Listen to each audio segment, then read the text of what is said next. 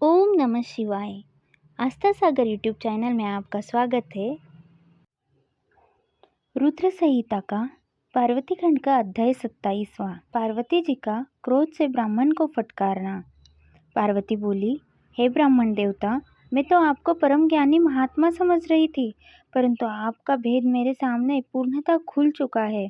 आपने शिवजी के विषय में मुझे जो कुछ भी बताया है वह मुझे पहले से ही ज्ञात है, पर यह सब बातें सर्वथा झूठ है, इनमें सत्य कुछ भी नहीं है। आपने तो कहा था कि आप शिवजी को अच्छी प्रकार से जानते हैं। आपकी बातें सुनकर लगता है कि आप झूठ बोल रहे हैं, क्योंकि ज्ञानी मनुष्य कभी भी त्रिलोकीनाथ भगवान शिव के विषय में कोई भी अप्रिय बात नहीं कहते हैं। यह सही है कि लीलावश शिवजी कभी कभी अद्भुत वेश धारण कर लेते हैं, परंतु सच्चाई तो यह है कि वे साक्षात परम ब्रह्म हैं, वे ही परमात्मा है। उन्होंने स्वेच्छा से ऐसा वेश धारण किया है। हे ब्राह्मण, आप कौन हैं जो ब्राह्मण का रूप धारकर मुझे छलने के लिए यहाँ आए हैं? आप ऐसी अनुचित व असंगत बातें करके एवं तर्क वितर्क करके क्या साबित करना चाहते हैं? मैं भगवान शिव के स्वरूप को भली भांति जानती हूँ। वास्तव में शिवजी निर्गुण ब्रह्म है। समस्त गुण ही जिनका स्वरूप हो, भला उनकी जाति कैसे हो सकती है? शिवजी तो सभी विद्याओं का आधार है, भला फिर उनको विद्या से क्या काम हो सकता है? पूर्व काल में भगवान शिव ने श्री हरि विष्णु को संपूर्ण वेद प्रदान किए थे, जो चराचर जगत के पिता हैं। उनके भक्तजन मृत्यु को भी जीत लेते हैं, जिनके द्वारा इस प्रकृति की उत्पत्ति हुई है, जो सभी तत्वों के आरंभ के विषय में जानते हैं। उनकी आयु का माप कैसे किया जा सकता है? भक्तवत्सल शिवजी सदा ही अपने भक्तों के वश में ही रहते हैं। वे अपने भक्तों को प्रसन्न होने पर प्रभु शक्ति, उत्साह शक्ति और मंत्र शक्ति नामक अजय शक्तियाँ प्रदान करते हैं। उनके परम चरणों का ध्यान करके ही मृत्यु को जीता जा सकता है। इसलिए शिवजी को मृत्युंजय नाम से जाना जाता है। भगवान शिव की कृपा प्राप्त करके ही विष्णु जी को विष्णुत्व, ब्रह्मा जी को ब्रह्मत्व और अन्य देवताओं को देवत्व की प्राप्ति हुई है। भगवान शिव महाप्रभु है। ऐसे कल्याणमयी भगवान शिव की आराधना करने से ऐसा कौन सा मनोरथ है जो सिद्ध नहीं हो सकता? उनकी सेवा न करने से मनुष्य 7 जन्मों तक दरिद्र होता है। वहीं दूसरी ओर उनका भक्तिपूर्वक पूजन करने से सदैव के लिए लक्ष्मी की प्राप्ति होती है। भगवान शिव के समक्ष 8 सिद्धियां सिर झुकाकर इसलिए नृत्य करती है कि भगवान उनसे सदा संतुष्ट रहे। भला ऐसे भगवान शिव के लिए कोई भी वस्तु कैसे दुर्लभ हो सकती है? भगवान शिव का स्मरण करने से ही सबका मंगल होता है। इनकी पूजा के प्रभाव से ही उपासक की सभी कामनाएं सिद्ध हो जाती है। ऐसे निर्विकारी भगवान शिव में भला विकार कहाँ से और कैसे आ सकता है? जिस मनुष्य के मुख में सदैव शिव का मंगलकारी नाम रहता है, उसके दर्शन मात्र से ही सब पवित्र हो जाते हैं। आपने कहा था कि वे अपने शरीर पर चिता की भस्म लगाते हैं। यह पूर्णतया सत्य है, परंतु उनके शरीर पर लगी हुई यह भस्म जब जमीन पर गिरकर झड़ती है, तो क्यों सभी देवता उस भस्म को अपने मस्तक पर लगाकर अपने को धन्य समझते हैं? अर्थात उनके स्पर्श मात्र से ही अपवित्र वस्तु भी पवित्र हो जाती है। भगवान शिव ही इस जगत के पालनकर्ता, सृष्टिकर्ता और संहारक है। भला उन्हें कैसे साधारण बुद्धि द्वारा जाना जा सकता है? उनके निर्गुण रूप को आप जैसे लोग कैसे जान सकते हैं? दुराचारी और पापी मनुष्य भगवान शिव के स्वरूप को नहीं समझ सकते। जो मनुष्य अपने अहंकार और अज्ञानता के कारण शिव तत्व की निंदा करते हैं, उसके जन्म का सारा पुण्य भस्म हो जाता है।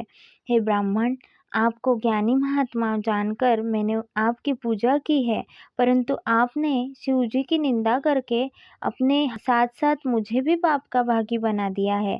आप घोर शिवद्रोही है। शास्त्रों में बताया गया है कि शिवद्रोही का दर्शन हो जाने पर शुद्धिकरण हेतु स्नान करना चाहिए तथा प्रायश्चित करना चाहिए। यह कहकर देवी पार्वती का क्रोध और बढ़ गया और वे बोली, अरे दुष्ट, तुम तो कह रहे थे कि तुम शंकर को जानते हो, परंतु सच तो यह है कि तुम उन सनातन शिव जी को नहीं जानते हो। भगवान शिव परम ज्ञानी, सत्पुरुषों के प्रियतम व सदैव निर्विकार रहने वाले हैं। वे मेरे अभिष्ट देव हैं। ब्रह्मा और विष्णु भी सदा महादेव जी को नमन करते हैं। सारे देवताओं द्वारा शिव जी को आराध्य माना जाता है। काल भी सदा उनके अधीन रहता है। वे भक्तवत्सल शिव शंकर ही सर्वेश्वर है और हम सबके परमेश्वर है। वे दीन दुखियों पर अपनी कृपा दृष्टि बनाए रखते हैं। उन्हीं महादेव जी को पति रूप में प्राप्त करने हेतु ही मैं शुद्ध हृदय से इस वन में घोर तपस्या कर रही हूँ कि वे मुझे अपनी कृपा दृष्टि से कृतार्थ कर मेरे मन की इच्छा पूरी करें। ऐसा कहकर देवी पार्वती चुप हो गई और निर्विकार होकर पुनः शांत मन से शिव जी का ध्यान करने लगी। उनकी बातों को सुन ब्राह्मण देवता ने जैसे ही कुछ कहना चाहा, पार्वती ने मुंह फेर लिया और अपनी सखी विजया से बोली, सखी, इस अधम ब्राह्मण को रोको। यह बहुत देर से मेरे आराध्य प्रभु शिव की निंदा कर रहा है। अब पुनः उनके विषय में कुछ भला बुरा कहना चाहता है। शिव निंदा करने वाले के साथ साथ शिव निंदा सुनने वाला भी पाप का भागी बन जाता है। अतः भगवान शिव के उपासकों को शिव निंदा करने वाले का वध कर देना चाहिए।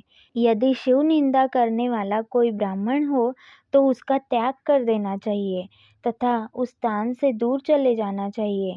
यह दुष्ट ब्राह्मण है, अतः हम इसका वध नहीं कर सकते, इसलिए हमें इसका तुरंत त्याग कर देना चाहिए। हमें उसका मुंह भी नहीं देखना चाहिए। हम सब आज इसी समय इस स्थान को छोड़कर किसी दूसरे स्थान पर चले जाते हैं ताकि इस अज्ञानी ब्राह्मण से पुनः हमारी भेंट न हो। इस प्रकार कहकर देवी पार्वती ने जैसे ही कहीं और जाने के उद्देश्य से अपना पैर आगे बढ़ाया, वैसे ही भगवान शिव अपने साक्षात रूप में उनके सामने प्रकट हो गए। देवी पार्वती ने अपने ध्यान के दौरान शिव के जिस स्वरूप का स्मरण किया था, शिवजी ने उसी रूप के साक्षात दर्शन करा दिए। साक्षात भगवान शिव शंकर को इस तरह अनायास ही आपने अपने सामने पाकर गिरिजानंदिनी पार्वती का सिर शर्म से झुक गया। तब भगवान शिव देवी पार्वती से बोले, हे प्रिय, आप मुझे यहाँ अकेला छोड़कर कहाँ जा रही है? देवी, मैं आपकी इस कठोर तपस्या से अत्यंत प्रसन्न हुआ हूँ। मैंने सभी देवताओं एवं ऋषि मुनियों से आपकी तपस्या और दृढ़ निश्चय की प्रशंसा सुनी है, इसलिए आपकी परीक्षा लेने की ठान कर मैं आपके सामने चला आया हूँ। अब आप मुझसे कुछ भी मांग सकती है, क्योंकि मैं जान चुका हूँ आप अप्रतिम सौंदर्य की प्रतिमा होने के साथ साथ ज्ञान, बुद्धि और विवेक का अनूठा संगम है। आज आपने अपने उत्तम भक्ति भाव से मुझे अपना खरीदा हुआ दास बना दिया है। सुस्थिर चित्त वाली देवी गिरिजा, मैं जान गया हूँ कि आप ही मेरी सनातन पत्नी हैं। मैंने अनेकों प्रकार से बार बार आपकी परीक्षा ली है। हे देवी, मेरे इस अपराध को आप क्षमा कर दे। हे शिवे, इन तीनों लोकों में आपके समान अनुरागिनी कोई न है, न थी और न ही कभी हो सकती है। मैं आपके अधीन हूँ। देवी, आपने मुझे पति बनाने का उद्देश्य मन में लेकर ही यह कठिन तपस्या की है, अतः आपकी इस इच्छा को पूरा करना मेरा धर्म है। देवी, मैं शीघ्र ही आपका पाणी ग्रहण कर आपको अपने साथ कैलाश पर्वत पर ले जाऊंगा। देवाधिदेव महादेव जी के इन वचनों को सुनकर गिरिजानंदिनी पार्वती के आनंद की कोई सीमा नहीं रही। वे अत्यंत प्रसन्न हुई। हर्षातिरेक से उनका तपस्या करते हुए सारा कष्ट पल में ही दूर हो गया। उनकी सारी थकावट तुरंत ही दूर हो गई। पार्वती अपनी तपस्या की सफलता और त्रिलोकीनाथ भक्तवत्सल महादेव जी के साक्षात दर्शन पाकर कृतार्थ हो गई और उनके सभी दुख क्लेश पल भर में ही दूर हो गए। अध्याय 27वां समाप्त। ओम नमः शिवाय।